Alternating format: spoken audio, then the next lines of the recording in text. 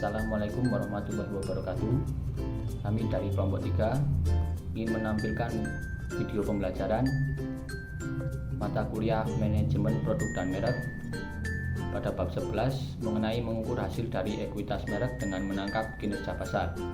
Mata kuliah ini diampu oleh dosen Budia Sugandini dan Bundina Fapari.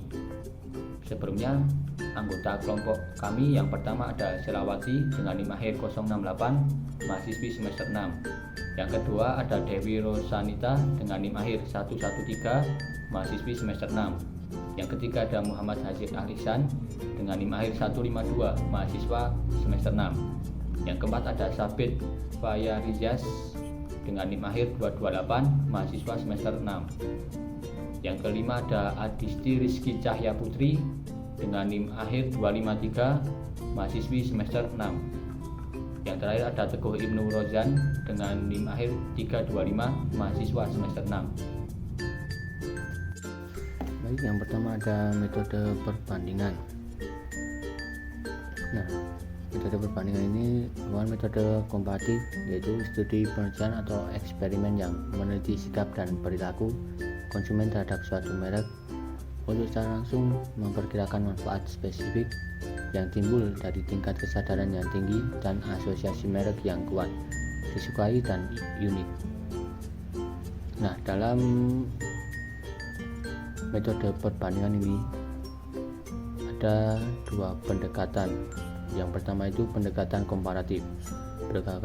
Pendekatan komparatif sendiri berbasis merek menggunakan eksperimen atau analisis di mana satu kelompok konsumen menanggapi elemen program pemasaran atau beberapa aktivitas pemasaran ketika dikaitkan dengan merek target, dan kelompok lain menanggapi elemen atau aktivitas yang sama ketika dikaitkan dengan merek target, dikaitkan dengan merek komparatif atau nama fiktif.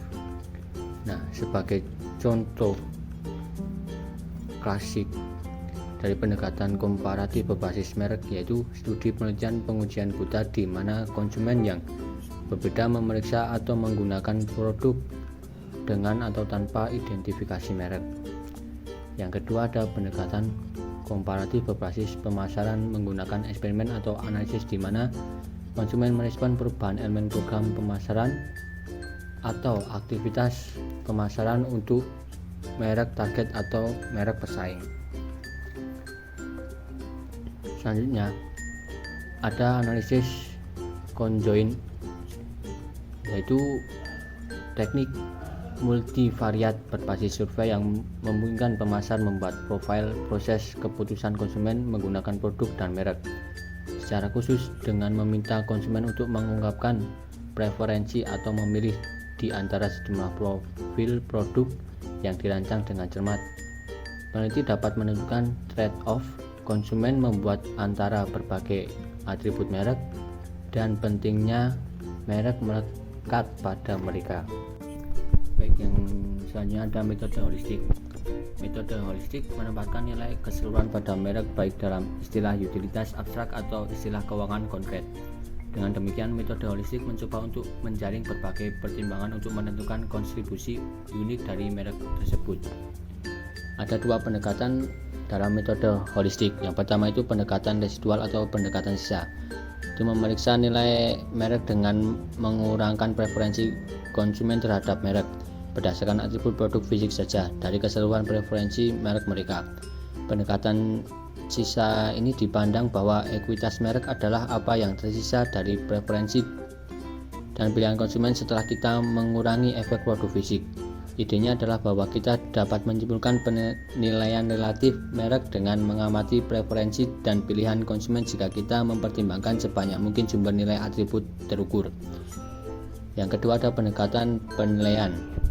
Itu menempatkan nilai finansial pada ekuitas merek untuk tujuan akuntansi, merger, dan akuisisi atau alasan serupa lainnya.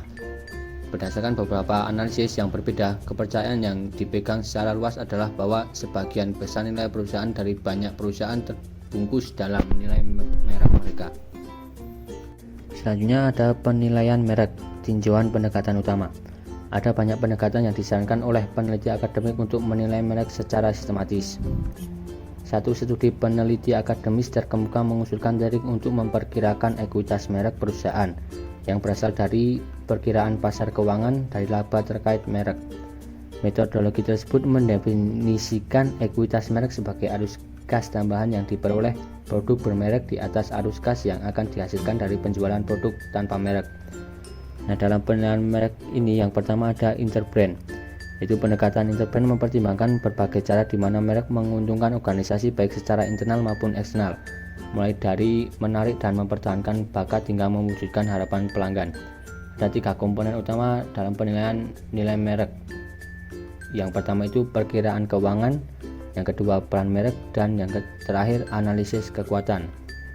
Nah, yang kedua itu dalam penilaian merek itu ada BrandZ, di mana pendekatan BrandZ terhadap pengukuran ekuitas merek didasarkan pada kerangka kerja bermakna berbeda yang menunjukkan bahwa merek dapat menciptakan nilai jika menawarkan 3 manfaat, yaitu manfaat bermakna atau memenuhi kebutuhan pelanggan, yang kedua manfaat berbeda atau unik dan menentukan tren, dan yang ketiga manfaat merek menonjol, yaitu top of mind.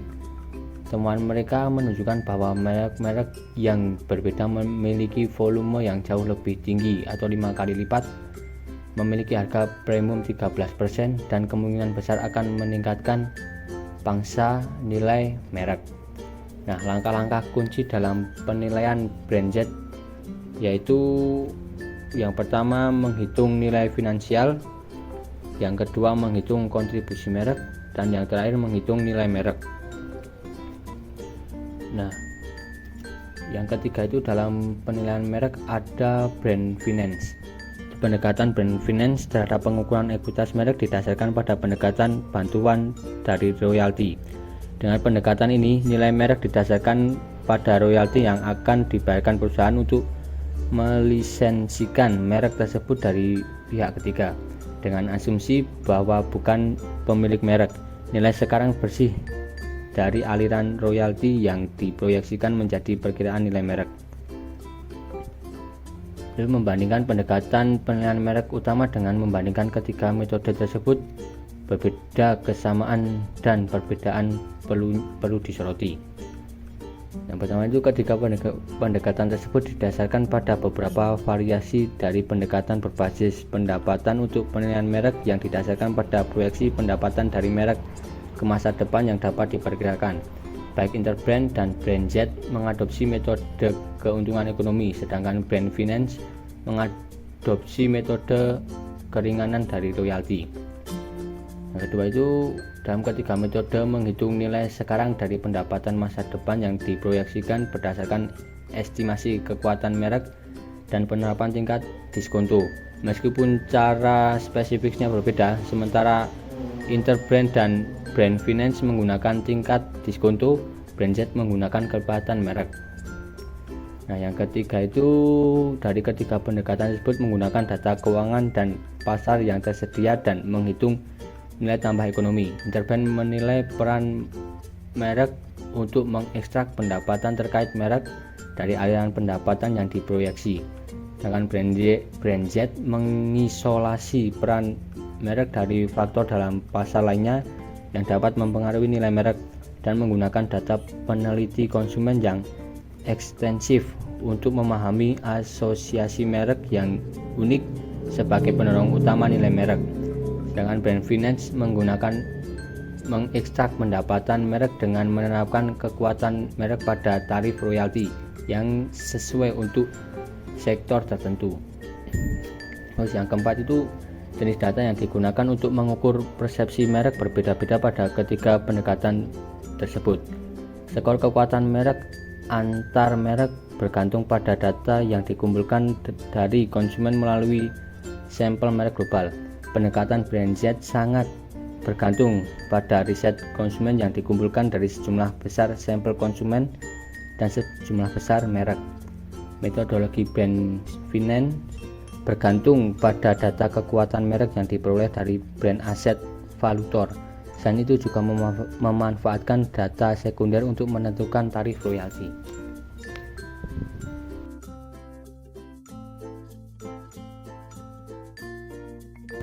Produk apa yang Anda gunakan dari PT Wings Group? Saya menggunakan produk soklin lantai dari PT Wings Group. Saya menggunakan Super Sol dari PT Wings. Sedap, kecap sedap. Produk yang saya gunakan dari PT Wings Group yaitu mie sedap. Produk yang saya gunakan adalah produk soklin. Mie sedap. Kalau PT Wings tuh paling mie sedap ya, untuk makanan.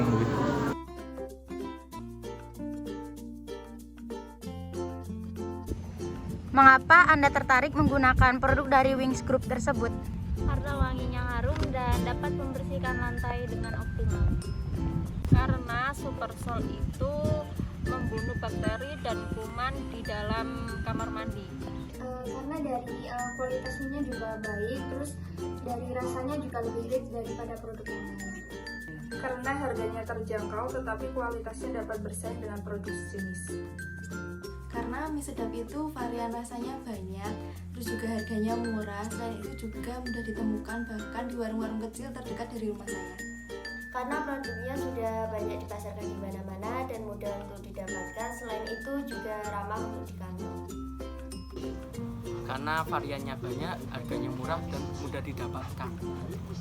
Karena PT Wings Group itu dia mengutamakan kualitas, jadi dia lebih unggul dalam kualitas dari PT lainnya mungkin.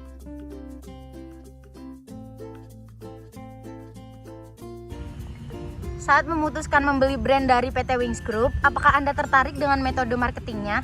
Iya, tertarik. Iya. Iya. Ya lumayan tertarik sih.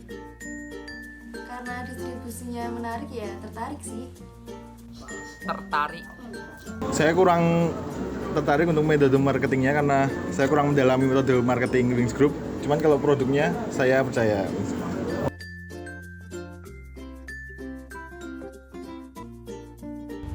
Deskripsikan secara singkat metode marketing apa? Saya tertarik dengan iklan marketing PT Wings yang ada di televisi. Saya tertarik dengan iklan pemasarannya PT Wings Group yang ada di dalam televisi. Metode marketing yang dipakai sama mie sedap itu pakai brand ambassador. Metode marketing dari kecap sedap sendiri itu menggunakan promosi di berbagai platform seperti televisi dan media sosial. PT Wings Group aktif dalam melaksanakan sales promotionnya dan memberikan bonus piring kepada pembeli dengan ukuran tertentu. Selain itu juga ada bundling deterjen soklin dengan produk soklin lainnya yang berupa softener atau pencuci lantai lainnya. Menurut saya metode marketing dari PT Wings Group terutama untuk produk mie sedap ini cukup menarik sih, karena satu iklannya itu di TV sangat inovatif. Kadang-kadang juga pakai artis luar negeri juga yang diidolakan oleh kaum anak muda di Indonesia. Yang kedua, distribusinya sangat merata ke seluruh Indonesia, bahkan tempat-tempat terpencil itu selalu ada mie sedap sih.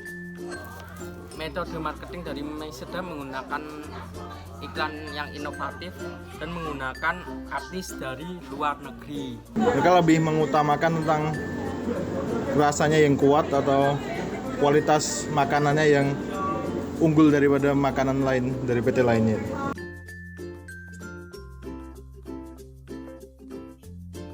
Media sosial apa yang digunakan brand dari PT Wings Group yang Anda gunakan dalam membesarkan produknya? Dari media sosial Facebook, dari media sosial YouTube. Pakai Instagram sama TikTok. Seperti Instagram dan TikTok. Setahu saya yang ada di media sosial itu ada di Instagram dan aplikasi YouTube. Saya sering menjumpai iklan-iklan mie sedap di YouTube dan Instagram. Media sosialnya YouTube dan Instagram. Kalau dari PT Wings Group di media sosial mungkin yaitu di Instagram ada, di Twitter juga ada.